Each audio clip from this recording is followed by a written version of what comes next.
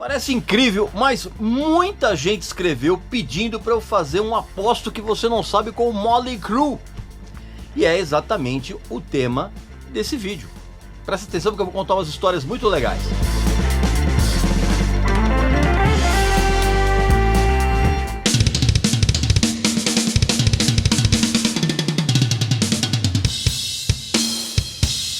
Fala batera, sou Ivan Buzik, baterista do Dr. Sin.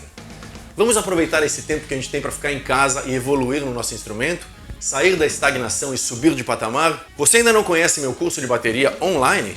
Ivan Buzik Curso Bateria. É um curso completo para você. Para quem está iniciando e precisa do melhor caminho para não ter vícios nem lacunas no aprendizado, e para quem já toca e quer subir de nível de maneira mais rápida, consistente e eficaz. São 8 módulos, mais de 40 aulas, vários bônus e um acompanhamento via WhatsApp comigo mesmo, para qualquer tipo de dúvida e suporte. Durante a quarentena você pode adquirir o curso com um preço de mais de 50% de desconto, super parcelado. Vou fazer caber no seu bolso.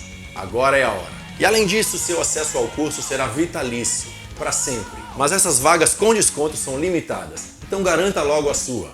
Clique aqui no link abaixo e vamos juntos para a bateria. Meu amigo e minha amiga, pode parecer incrível, mas muita gente pediu para eu fazer um aposto que você não sabe com o Mötley Crüe.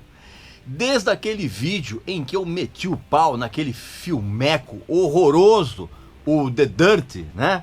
Que mais parece um episódio da Malhação versão hard rock farofenta poser, vamos dizer assim, né? E esse é exatamente o assunto. Eu vou contar algumas histórias muito legais. Claro que antes você vai fazer a sua inscrição aqui no canal, vai visitar a nossa loja, que tem uns produtos muito legais. E eu quero começar, primeiro, surpreendendo a todos vocês, porque eu adoro os discos do Mötley Crüe. Fui num show aqui em São Paulo uma vez, foi muito legal. Eu gosto da banda. E eu sei que você vai ficar surpreso com isso. Mas eu quero começar, eu vou mostrar inclusive ao longo do vídeo, eu vou mostrar para vocês os discos aqui. Mas enfim, eu quero começar esse nosso papo, primeiro tirando um pouco de névoa a respeito do nome da banda, né? Porque existe uma versão dos caras de que o nome foi criado pelo Mick Mars, pelo guitarrista Mick Mars, o que é verdade. Mas ele contou uma história, um papo, que disse que eles estavam num bar e que tinha uma outra banda meio rival deles que olhou para os caras e falou que eles e soltou de uma maneira pejorativa que eles pareciam um Mötley Crüe, né? Que é um termo que se usa nos Estados Unidos para designar uma turma com caras muito diferentes entre si. E aí o Mick Mars disse que gostou do termo e resolveu batizar a banda com ele. Bicho, cascata, não é nada disso. O nome Mötley Crüe é uma adaptação, ou uma corruptela, vamos dizer assim, de uma tirinha que era publicada em mais ou menos 250 jornais americanos de 1976 até 2000.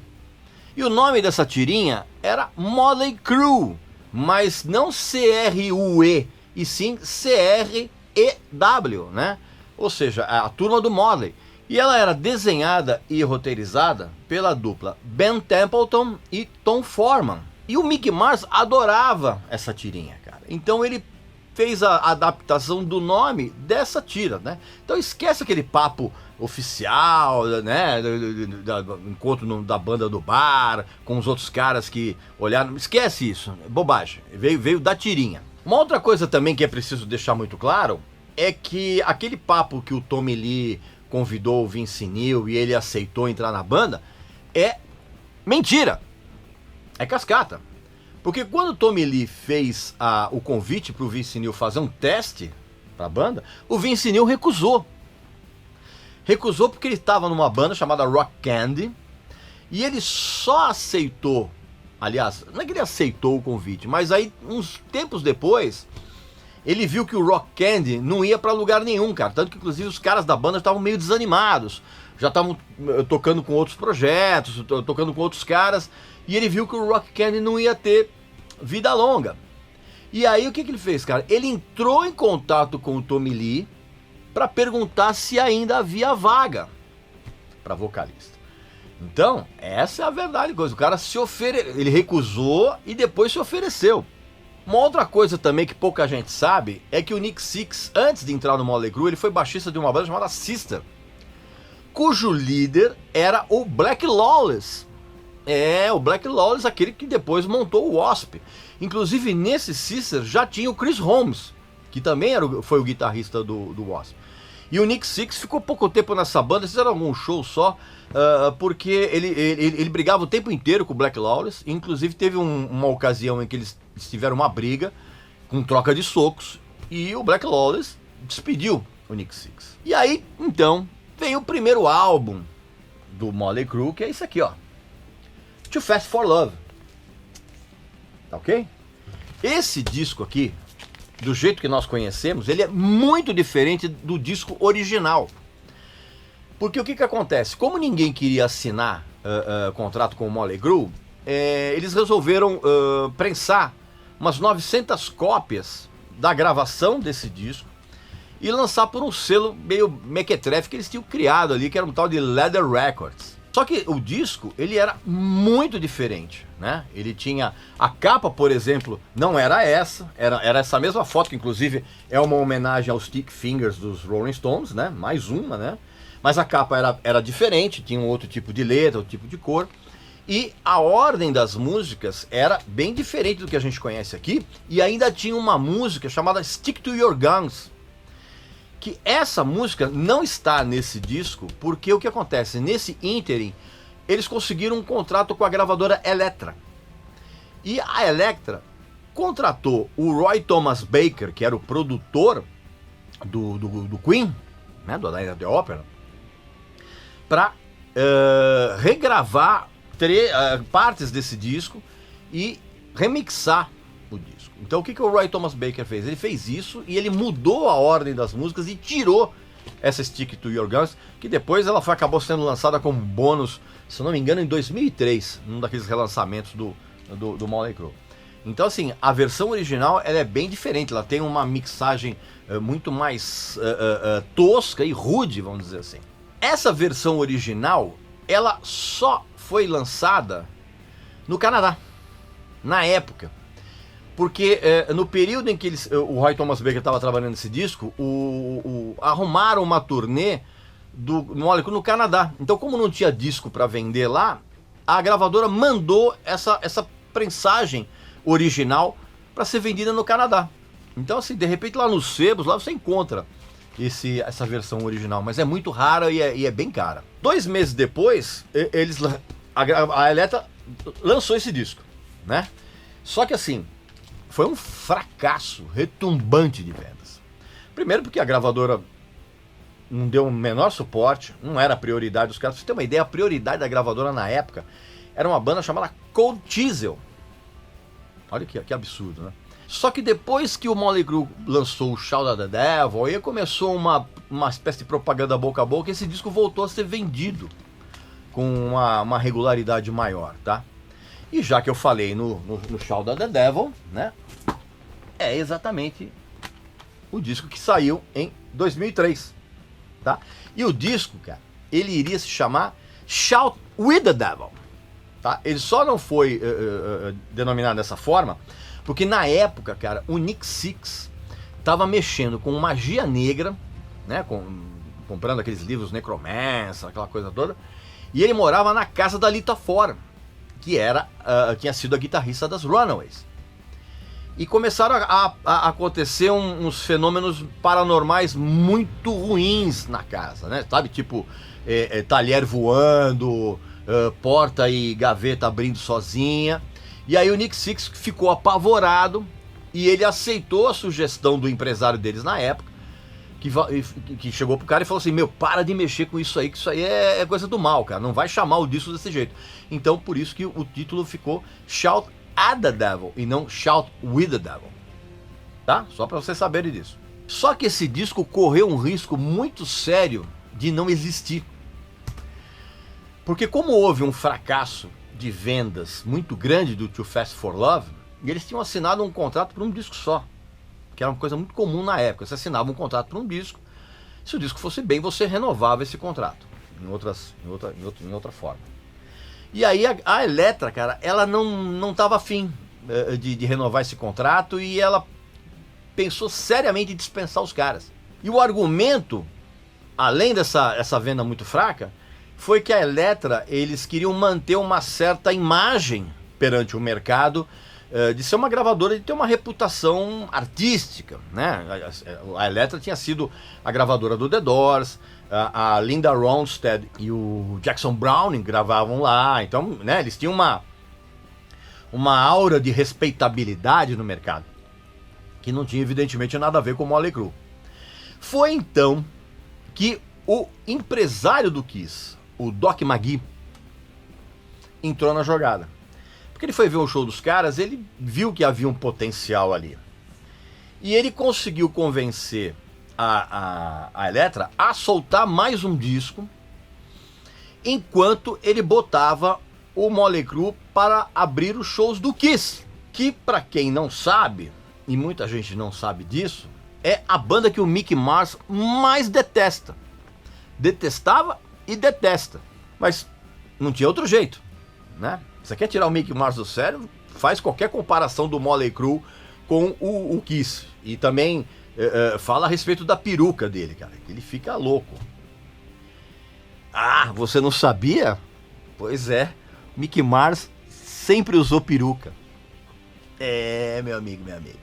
Aquele cabelão armado dele, tipo a Elvira, né? Ou Elvira, a gente chama de, né? Peruca. Você nunca reparou que o Mick Mars sempre tá de cartola ou tá de boné, e naquela época ele usava sempre uma bandana aqui? Pois é, cara, a bandana servia pra se... Aí então o Motley Crue foi fazer os shows de abertura com o Kiss, cara, e esses shows de abertura foram 5 só. Porque o Gene Simmons ficou tão puto da vida com o comportamento dos caras. Os caras eram uns arruaceiros, uns depravados. E o Gene Simmons falou assim, não quero mais esses caras aqui, fora. Eles foram dispensados pelo próprio Gene Simmons. 5 shows só. Aí teve uma reviravolta. O Doc McGhee conseguiu colocar os caras, pela influência que ele tinha, naquele US Festival, da edição de 1983. Que era um festival que acontecia ao ar livre, gigantesco nos Estados Unidos. Assim, a plateia era coisa de 300 mil pessoas. E ele conseguiu botar o Motley Crue para abrir a escalação. Eram 3 dias de festival. E num dos dias era Triumph, Judas Priest, Van Halen, Scorpions e Ozzy. E o Doc McGhee, por influência dele, conseguiu encaixar o Motley Crue para abrir todo mundo. E aí todo mundo pirou o som dos caras, né? Porque os caras estavam tocando bem em cima do palco. E era uma imagem muito diferente, né? E aí o público adorou, inclusive adorou as músicas que nem tinham sido lançadas ainda, esse disco não tinha saído ainda. E aí quando esse disco saiu, aí o Doc McGhee, em contato com os empresários do Ozzy, que se eu não me engano em 83 já era a Sharon Osbourne, o Motley Crue foi contratado para ser banda de abertura da turnê do Ozzy. E aí, cara, aí realmente a sorte deles mudou bastante. Mas, desde essa época, ficou muito claro que o Mick Mars não tinha nada a ver com os outros caras em termos pessoais, né? Aquela postura de palco dele, aquela maquiagem meio bem na linha da Elvira mesmo, era teatro. Porque o Mick Mars não era nada daquilo. O Mick Mars era um cara que inclusive gostava de rock antigo, Led Zeppelin, Deep Purple, Beatles, Beach Boys, sabe? Não tinha nada, ele não tinha nada a ver com aquilo.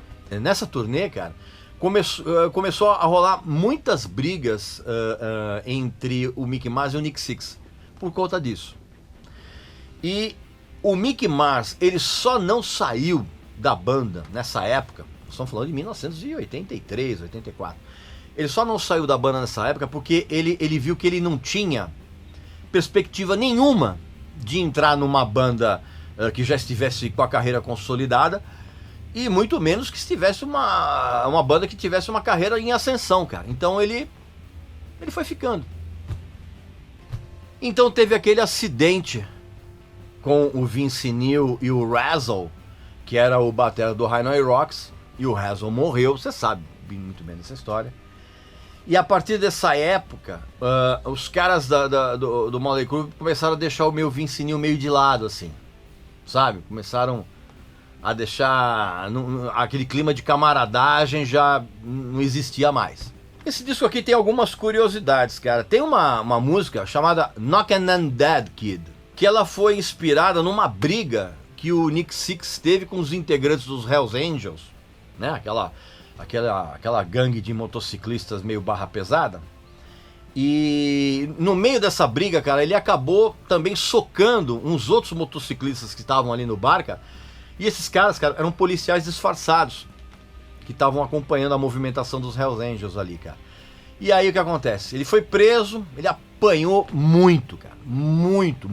Apanhou antes de ir pra delegacia e apanhou lá dentro. E ele acabou escrevendo essa música inspirada nessa surra que ele tomou.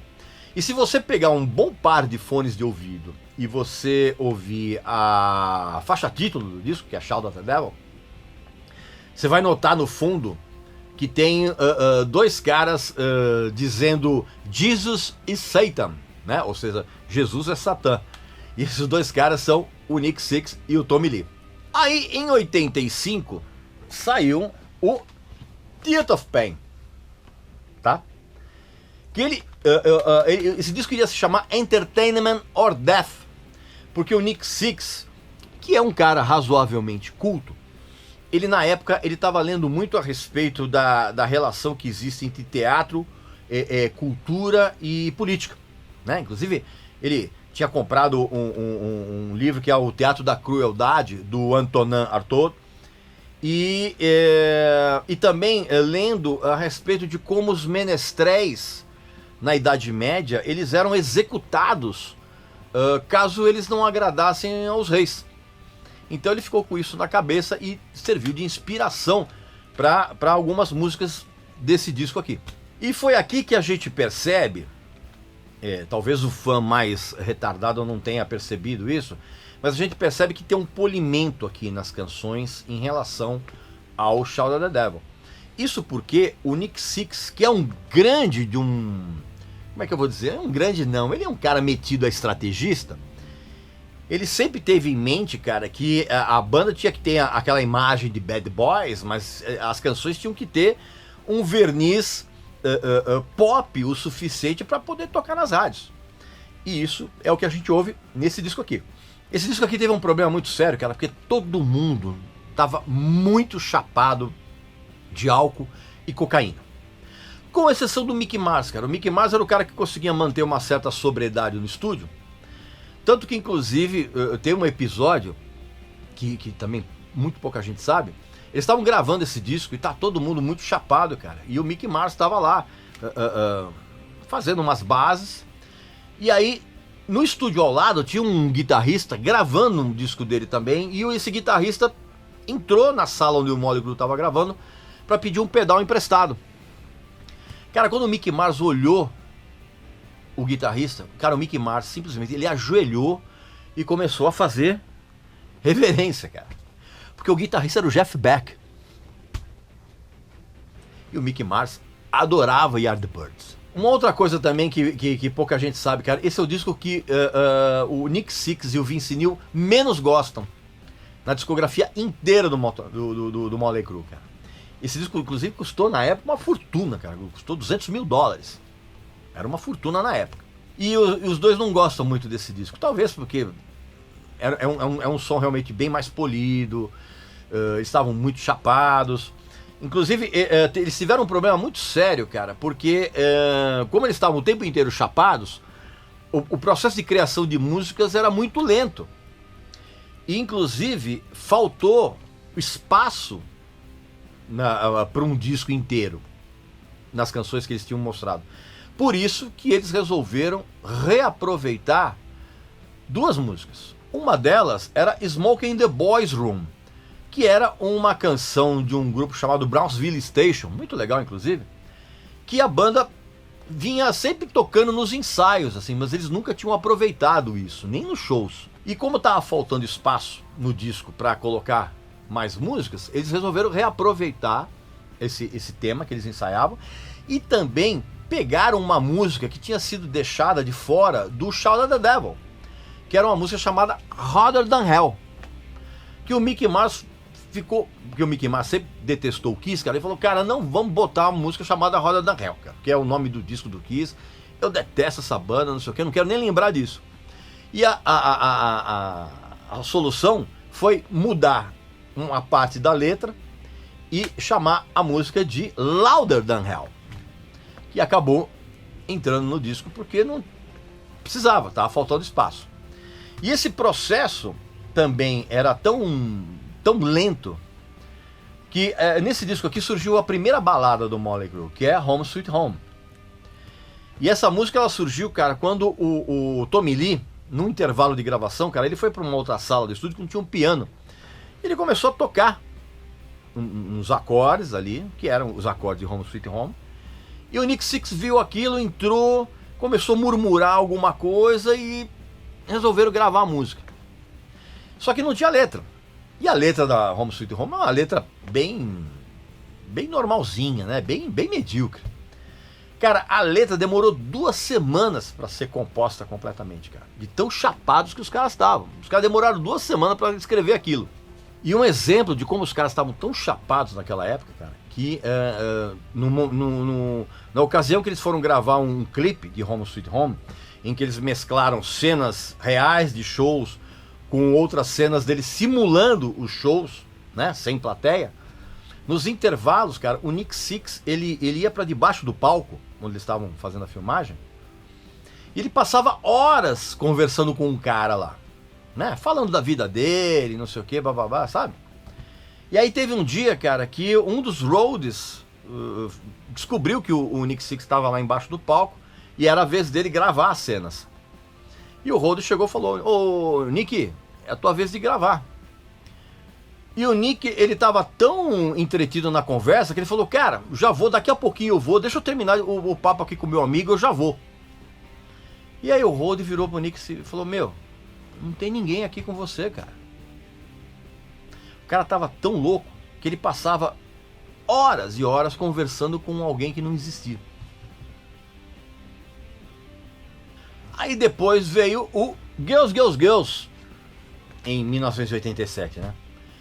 Que é um disco que os fãs gostam muito, principalmente por conta do sucesso de 2 faixas aqui, que é Wild Side e Girls, Girls, Girls.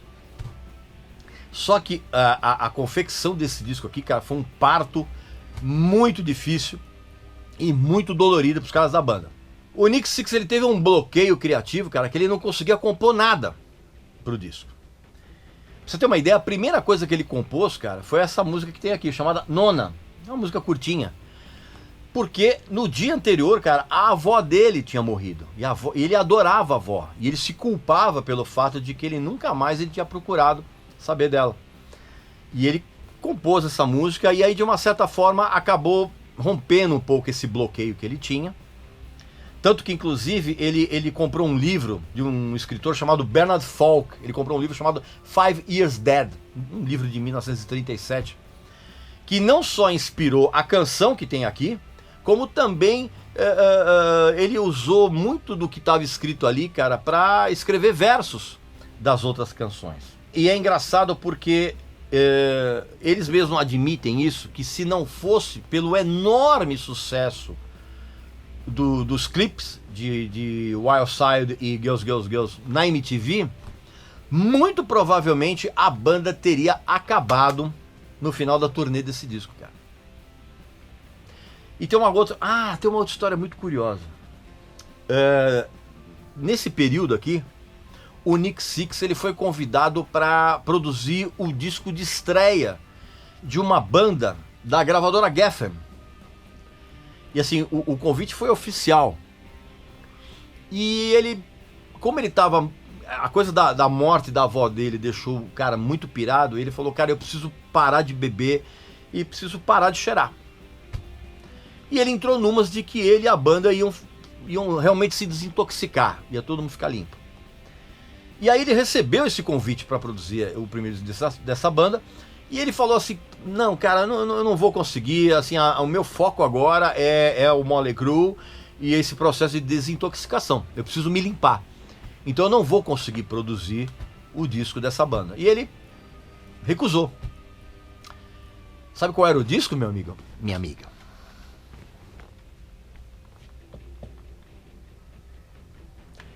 Exatamente. Houve uma possibilidade muito real do Nikki Sixx produzir o Appetite for Destruction do Guns N' Roses. Será que teria sido tão legal quanto foi? A gente nunca vai saber. Foi durante a turnê desse disco aqui que uma das backing vocals do Mötley Crüe, que inclusive aparece no clipe de Wild Side, se eu não me engano, chamada Amy Canning, ela se apaixonou pelo inchado Mick Mars. Cara, o cara tava meio uma papada, assim, o cara parecia um Ingrid Malmsteen. Isso, na verdade, rompeu uma regra interna que havia entre a banda, que era algo similar a um ditado que a gente tem aqui no Brasil, que é muito, muito comum, que é: onde você ganha o pão, você não come carne. Era proibido alguém da banda se envolver com qualquer pessoa da equipe. Por incrível que pareça, da equipe. O resto não. E aí aconteceu dos dois começarem a namorar.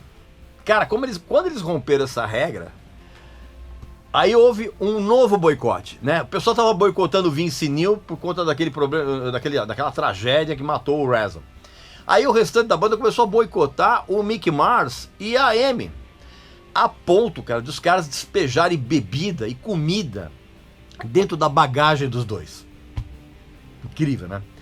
E foi exatamente nessa época, cara, que o Mick Mars deixou de ser amigo dos outros caras. A partir daí, eles tiveram uma relação profissional, né? Mas assim, amizade já era. E o Mick Mars casou com a Amy. Pra você ter uma ideia de como o clima era ruim, cara, o Mick Mars chegou seriamente a pensar em abandonar a banda.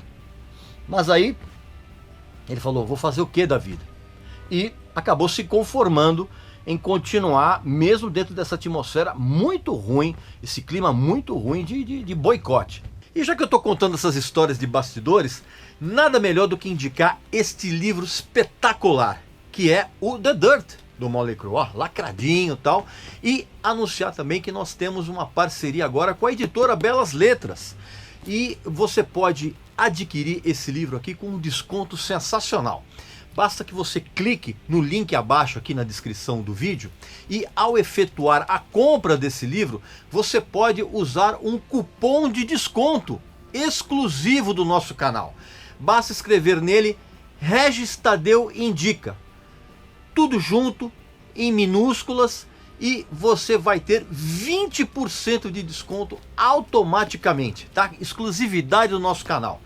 E esse cupom vale não apenas para esse livro, mas para qualquer outro livro da editora. Ah, e você também pode obter o mesmo benefício com o QR Code que você vê aqui na tela. E ao contrário do filme, que é realmente uma porcaria, o livro é espetacular. Espetacular, assim, as histórias de degradação, de sexo, de sacanagem. Cara, tá tudo aqui, assim, contado assim com uma sinceridade impressionante, cara. Esse livro é um dos livros mais legais que eu já li.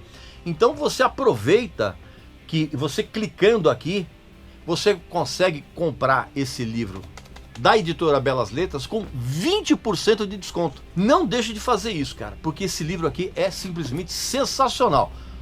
Ao contrário do filme, que é uma grande merda. E aí, todo mundo limpo, todo mundo parando de beber, parando de cheirar, começaram as gravações de um dos meus 2 discos favoritos na discografia do Mötley Crüe, que obviamente é o Dr. Feelgood, de 1989, né? E muito da qualidade desse disco se deve ao fato de que todo mundo tava meio limpo, temporariamente, mas ok, o pessoal tava meio limpo. E a grande maioria desse disco, cara, ela foi composta pelo Nikki Sixx e pelo Tommy Lee, tá? Quase 80% do disco foram os dois que fizeram. E eles chamaram o Bobby Rock para produzir, porque eles adoraram o trabalho de produção que ele tinha feito nos discos do The Cult e de uma banda chamada Kingdom Come. Só que o perfeccionismo do Bobby Rock levou todo mundo assim à loucura. Você sabe muito bem como é. De repente você viu aquele documentário do Metallica, que o Metallica gravou o Black Album com o Bobby Rock por causa da produção dele nesse disco. E você viu que o cara é ele é meticuloso ao extremo, assim. Então, pra você ter uma ideia, cara, de como a coisa foi complicada, esse disco aqui demorou 1 ano e meio para ficar pronto, tá? E ele custou $600 mil na época, que era uma fortuna nababesca. E no estúdio do lado, também todo mundo limpo, desintoxicado, estava o Aerosmith gravando o Pump, tá? Foi por isso que eles aproveitaram para chamar o Steven Tyler para fazer backing vocals numa música chamada Stick Sweet, que tá nesse disco aqui, que tem o backing vocal do todo mundo limpo, todo mundo amigo, aquela coisa toda, né? Tem algumas curiosidades a respeito desse disco. Uma grande canção do disco, que é Kickstart My Heart, essa música ela foi inspirada naquela overdose que o Nick Sixx teve, né? Em que ele morreu por alguns minutos, né? Você já sabe muito bem dessa história, né? Tem uma outra canção aqui, chamada Slice of Your Pie, que da metade pro final, ela vira uma adaptação de uma belíssima canção dos Beatles, chamada I Want You, She's So Heavy. Isso foi ideia do Mick Mars. Porque eles não sabiam muito bem como terminar a música, cara, e ele, que sempre foi um grande fã de Beatles, falou, pô, cara, eu adoro essa música, a gente vai fazer uma adaptação. Então, da metade pro final, é uma ideia, vamos dizer assim, pegada emprestada dessa canção dos Beatles. Se você ouvir essa música com atenção agora, você vai reparar nisso. E mais uma vez, os caras fizeram uma turnê tão extensa, tão desgastante, que também por várias vezes a banda esteve muito próxima de acabar no final da turnê. Aliás, isso foi uma coisa recorrente na história do Motley Crue, né? Várias vezes eles estiveram a ponto de acabar. Pra você ter uma ideia de como o ambiente na turnê tava ruim, cara, cada um dos integrantes tinha o seu camarim particular, né? E no banheiro dos camarins do Tommy Lee, do Nick Sixx, do Mick Mars, eles botaram uma foto do Vince Neil na privada. Então toda vez que eles iam mijar, eles mijavam na cara do Vince Neil. Era a sensação de mijar na cara do Vince Neil, cara. Olha que ponto a coisa chegou. E foi também nessa turnê que eles começaram a colocar playbacks, assim, dos backing vocals, né? Aqueles sons pré-gravados, né? Começou aqui. Aí quando acabou a turnê, chegou a hora de renegociar um contrato com a Elektra, né? Esse disco tinha vendido muito, cara. Só que o que acontece? Enquanto eles estavam negociando esse contrato, cara, o Vince Neil voltou a beber. Muito, muito. E ele foi obrigado a se internar mais uma vez numa clínica de desintoxicação. Só que quando eles entraram em estúdio para fazer a pré-produção do que seria o próximo disco, o Vince Neil começou a dar cano. O cara não aparecia. Quando ia, ficava meia hora, 40 minutos, ficava olhando pro relógio e ia embora. Isso começou a gerar uma série de bate-bocas, até que teve um dia, cara, que teve uma discussão horrorosa, eles quase saíram na mão, e o Nick Sixx despediu o Vince Neil. Incrível. Isso no meio de uma negociação de um contrato que era algo em torno de $25 milhões. Olha que doideira, cara. E o Vince Neil foi mandado embora da banda. Aí não havia outro jeito. Tinha que se encontrar um vocalista substituto. E o John Corabi, ele começou a entrar na banda quando o Nick Sixx adorou o primeiro disco da banda do Corabi, chamado Scream. E eles tinham lançado esse primeiro disco aqui, que era Let It Scream. E o Nick Sixx gostou tanto desse disco que ele começou a elogiar esse trabalho na imprensa. E o John Corabi leu e ficou super feliz, né? Pô, que legal, bacana. Então o John Corabi ligou pro escritório do Motley Crue, né? Tentando falar com o Nick Sixx para agradecer as palavras elogiosas. E ele ligou lá e falou, olha, eu tô ligando porque eu sou o Joe Corabi do Scream e o Nick Six falou muito bem do meu disco, eu tô ligando para agradecer, se eu puder falar com ele, se pede para ele me ligar. Aí deixou o número lá e falou, olha, eu queria convidá-lo para fazer parceria em algumas músicas, então, por favor, pede para ligar. Aí a secretária falou, não, ok, pode deixar que eu passo o recado. E aí o João Corabi desligou e falou, cara, acho que nem vai ligar, né? Cara, meia hora depois, o Nick Six ligou. E aí o João Corabi agradeceu, falou, pô, obrigado e tal. E aí o Nick Six chegou pra ele e falou assim, cara, o Vince Neil não tá mais na banda. Mas pelo amor de Deus, não conta isso pra ninguém. Tá bom? Você não quer vir aqui fazer um som com a gente? Aí o João Corabi se ligou. Falei, opa, ok, beleza, vamos lá. Aí no dia marcado, o João Corabi apareceu lá no estúdio, onde o Motley Crue estava ensaiando. E o João Corabi apareceu com uma guitarra lá. Aí os caras olharam e falaram, pô, com a guitarra? Ele falou, eu posso fazer um som aqui com vocês, né? Tem um amplificador aí? Aí tinha lá um amplificador e foi lá e espetou, né? Que a gente fala espetou a guitarra. O cara plugou ali o cabo. Só que o Joe Corabi ele não sabia cantar nenhuma música do Motley Crue. Então eles resolveram fazer uma jam ali, né? E começaram a tocar Helter Skelter. Quando o Joe Corabi acabou de cantar o primeiro refrão de Helter Skelter, a banda parou de tocar. Os caras ficaram incrédulos, cara. O Tommy Lee ficou louco.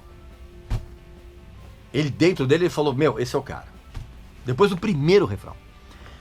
E aí, pô, que legal. Aí eles emendaram com Jailhouse Rock, né, que tinha sido gravado ao vivo no Girls, Girls, Girls, e tocaram Smoke in the Boys Room, do Bronx Station. E todo mundo sacou que era o cara. O Tommy Lee, ele tava empolgadíssimo, tanto que inclusive o Nick Six até fez um sinal pra ele, dizendo, calma, segura a onda aí.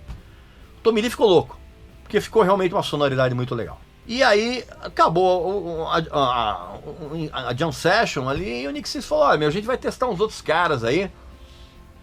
Volta aqui daqui uns 2 dias. Ok, guardou, foi embora. Falou, isso não vai rolar nada, né? Quando o João Corabi voltou para fazer um novo som com os caras, na hora que ele entrou no estúdio, já estavam lá o empresário do Motley Crue, que era o Doug Taylor, que era o sócio do Doc McGhee. O Doc McGhee já tinha saído.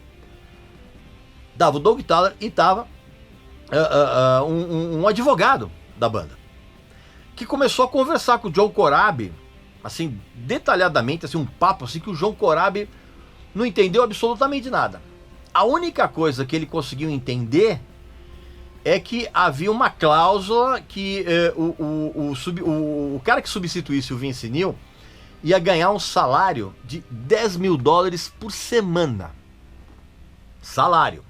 Aí, tá, ok. Isso aqui é blá. E aí, eles começaram a tocar de novo. E aí, nessa sessão de estúdio, eles compuseram, particularmente o Corabi e o Mickey Mars, eles compuseram uma base que depois virou uma música chamada Hammered. E eles também compuseram um pedaço daquela introdução acústica que depois foi colocada no início de Misunderstood. E o Joe Corabi também cantou umas letras novas que o Nick Six tinha feito, assim, não sei o que, tava tudo meio no ar, assim. Aí num intervalo, o Joe Corabi foi no banheiro. Quando ele voltou do banheiro, cara, os 3 caras estavam sentados na plataforma da bateria. E aí que o Nick Six virou pro João Corabi e falou assim, parabéns, você é o novo vocalista do Motley Crue. Aí o João Corabi ficou louco, né, cara? Ele falou, ele falou, só que você não pode contar pra ninguém. E aí o João Corabi falou assim, cara, mas eu posso contar pelo menos pra minha mulher? E aí o Nick Six falou, ok, tua mulher, ok, mas não pode contar pra ninguém. E assim, o João Corabi virou o vocalista, novo vocalista do Motley Crue. E aí eles começaram a compor para gravar o disco que é o meu outro favorito. Não é o segundo, é o meu outro favorito na discografia do Motley Crue, que é isso aqui, ó. Mötley Crüe. Esse disco, ele se chamaria Till Death Do Us Part, né? Ou seja, até que a morte nos separe. E o John Corabi, ele ficou tão entusiasmado com a entrada dele que ele tatuou essa frase no braço, né? Como que marcando o primeiro disco que ele iria gravar com a banda. Só que depois que ele fez a tatuagem, os caras mudaram o nome da banda, né? Mudou pra Mötley Crüe e ele ficou lá com aquela tatuagem lá. Mas enfim, é entusiasmo, né? E esse disco aqui realmente é sensacional. Só que até chegar ao ponto de lançar o disco, o Bob Rock, que também era o produtor desse disco, ele quase desistiu de produzir esse disco, porque o que acontece, cara? O Tommy Lee e o Nick Sixx voltaram a se drogar e a beber muito. Tanto que teve uma ocasião que eles fizeram uma reunião na casa do Tommy Lee, a banda e o Bob Rock. E na hora que o Bob Rock chegou lá, cara, ele ficou irritadíssimo, cara. Porque assim, o Nick Sixx e o Tommy Lee estavam chapadaços. Assim. Tanto que eles começaram a fazer a reunião, cara, os dois dormiram no sofá no meio da reunião. E assim, por muito pouco, o Bob Rock não se negou a fazer esse disco. Mas aí, foram em frente, né? Os caras deram uma maneirada. Só que esse disco, cara, ele custou inacreditáveis $2 milhões para ser feito. Assim, mas que é uma quantia absurda naqueles tempos.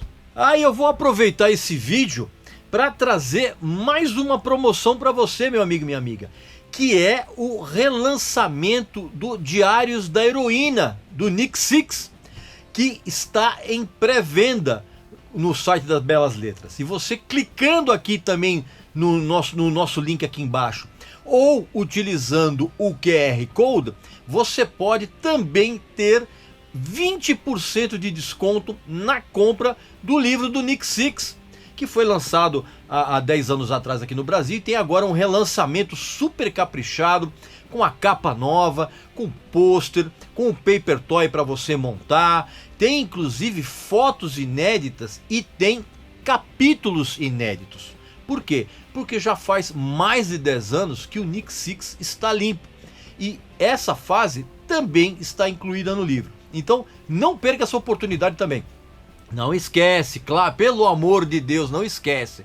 Você vai clicar aqui no link ou vai usar o nosso QR Code, você vai comprar o livro e aí você vai utilizar o nosso cupom de desconto, 20%.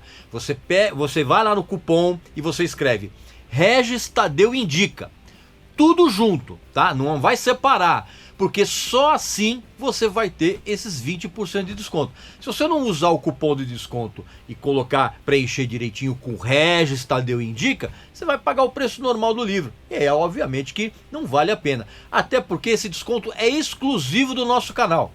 Então, não esquece, pelo amor de Deus, clica no link ou usa o QR Code, como você quiser.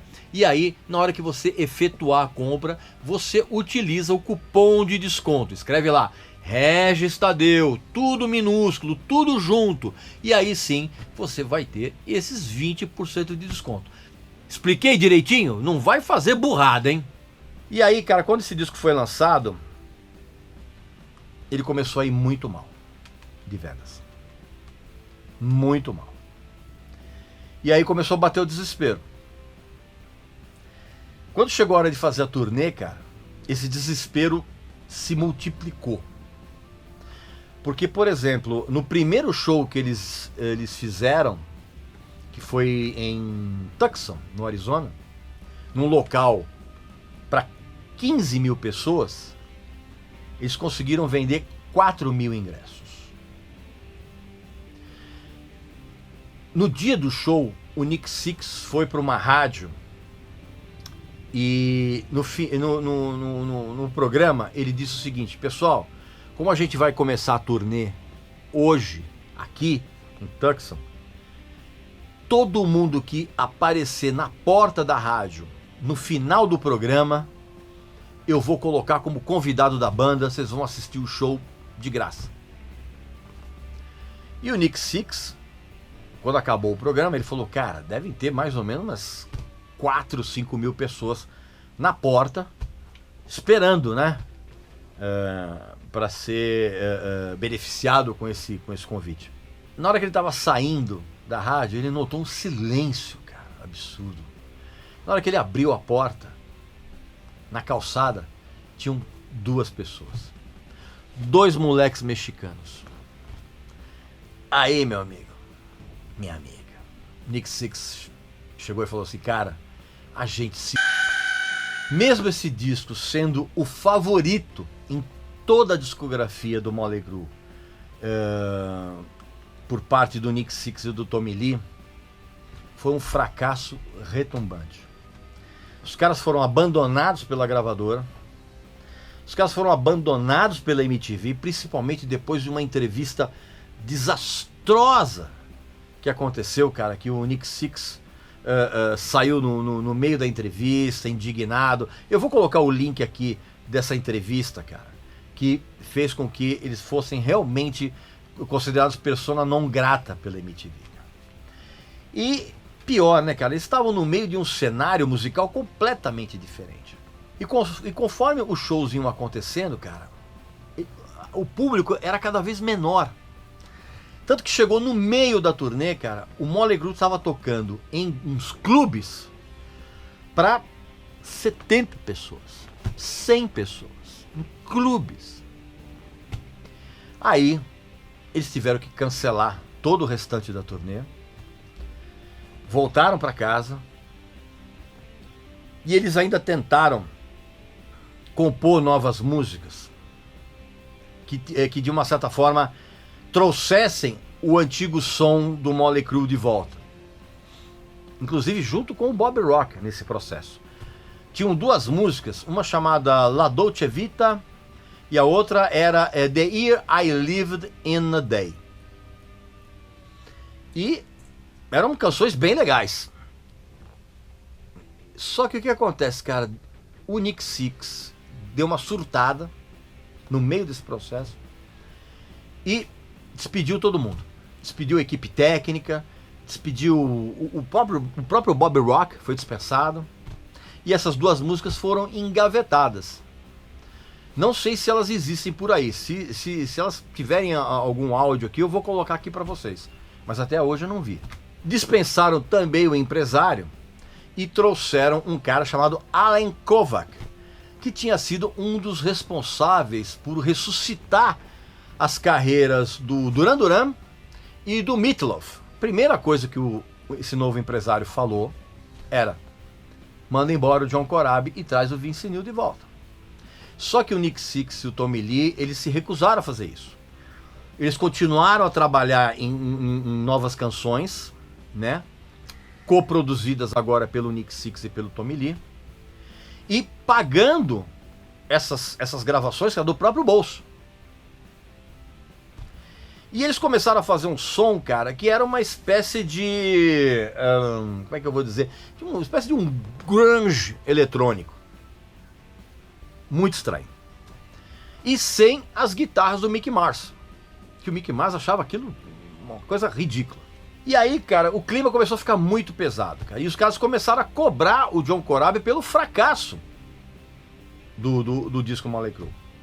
Tanto que chegou no ponto, cara, que o John Corabi jogou a toalha e falou: cara, olha só, não dá pra eu continuar como vocalista de vocês me cobrando toda hora, vocês pedindo pra eu fazer coisas, e aí eu faço e vocês falam que ou tá uma merda, ou vocês mudam de ideia o tempo inteiro.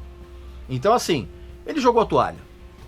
Mas ele jogou a toalha pensando que a banda ia deixar ele continuar como guitarrista base e backing vocal. Só que não rolou isso não, cara. Ele foi sumariamente demitido, com lágrimas nos olhos por parte do Nick Sixx. O Nick Sixx é que deu a notícia pro cara que eles estavam sendo obrigados a fazer isso. E aí, cara, teve uma nova reunião de reconciliação com o Vince Neil. Inclusive o Vince Neil que estava processando os outros caras da banda. Olha que doideira. Aí eles fizeram uma reunião, cara, em que eles passaram horas e horas trocando ofensas, né? Lavando a roupa suja. Até que eles conseguiram chegar num acordo. que era trabalhar nessas novas músicas, que já estavam meio que prontas. Eles apagaram todos os vocais que o John Corabi tinha gravado, e aí o Vince Neil começou a trabalhar em cima. Nessa época, mais uma vez, o Mick Mars esteve muito próximo de sair da banda, cara. E a intenção dele, cara, era sair da banda e montar um grupo com o John Corabi, porque eles tinham se dado muito bem. Ele só não fez isso, cara, porque ele tinha se divorciado da Amy e ele perdeu toda a grana que ele tinha no divórcio. Então ele estava completamente falido. E ele pensou, cara, eu tô aqui no Motley Crue, se eu sair da banda, eu vou sair da banda com nada de dinheiro. E ele resolveu continuar, muito a contragosto. E aí o resultado dessas canções foi esse disco aqui, que a enorme maioria dos fãs do Motley Crue detesta, que é o Generation Swine. Sabe o que é o pior, cara? Eu gosto desse disco. Eu gosto porque também não tem nada a ver com o Motley Crue, mas eu gosto, eu acho bem legal. Eu acho que eu sou uma das poucas pessoas na Terra que gosta desse disco, cara. E o título desse disco foi inspirado num texto do Hunter Thompson, né? Que é aquele jornalista que criou o jornalismo gonzo, né? Um cara genial e muito maluco. E esse disco até que ele vendeu bem nas primeiras semanas, né, cara? Porque o marketing foi feito em torno da volta do Vince Neil. Só que as vendas começaram a cair vertiginosamente conforme as pessoas iam ouvindo esse disco, cara. Que realmente não tem nada a ver com o Motley Crue festeiro de antes. E esse disco foi um fracasso tão grande que começou uma guerra entre o Motley Crue e a Elektra para ver quem desistia antes do contrato, né? E a Elektra acabou cedendo, né? Depois de uma longa batalha, eles rescindiram o contrato. E foi nessa turnê que o playback rolou solto, cara. Né? Eles já usavam as bases pré-gravadas de backing vocals na turnê do Dr. Feelgood, como eu contei. Mas aqui o negócio foi descarado. Entendeu? Foi descarado, o Mick Mars não queria tocar as músicas desse disco na turnê. Foi uma rebordosa gigante aqui. E aí então, que no meio da turnê, o Vince Neil saiu de novo. Porque eles tinham voltado a ter umas regras de abstinência, né? E o Vince Neil não concordava com isso, cara. E ele ficou absolutamente puto da vida com isso. Até que teve uma briga de socos no saguão de um hotel em São Francisco entre o Vince Neil e o Nick Sixx, cara. Aí ele saiu de novo. Aí só que os caras estavam no meio da turnê. E eles iam perder uma grana absurda por não cumprir essas datas. Aí foi feita mais uma vez uma reunião de reconciliação, mais uma lavagem de roupa suja, troca de ofensas, aquela coisa toda. E aí eles emendaram meio que uma turnê na outra, porque em 1998 eles fizeram uma turnê chamada Greatest Hits, né? Tentando recuperar o público, só tocando música velha, só fazendo aquela presepada rock and roll. E aí, cara, o que acontece? O Tommy Lee foi preso. Foi preso. No livro The Dirt, que a gente tá colocando o link aqui para você comprar com 20% de desconto, tem os detalhes de toda essa fofocaiada toda, as prisões, não sei o quê. Então no livro conta bem por que o Tommy Lee foi preso. E o que acontece, cara? Ele no meio dessa confusão toda, ele falou, cara, eu vou sair da banda, não dá para continuar. E o Tommy Lee saiu da banda, né? E saiu da banda principalmente por conta disso. Ele já estava fora da cadeia quando ele se envolveu numa briga, numa troca de socos com o Vince Neil num aeroporto em Las Vegas, cara. Aí ele falou, não, pra mim chega. E aí ele saiu da banda, e aí entrou o Randy Castillo, que era o batera do Ozzy, né?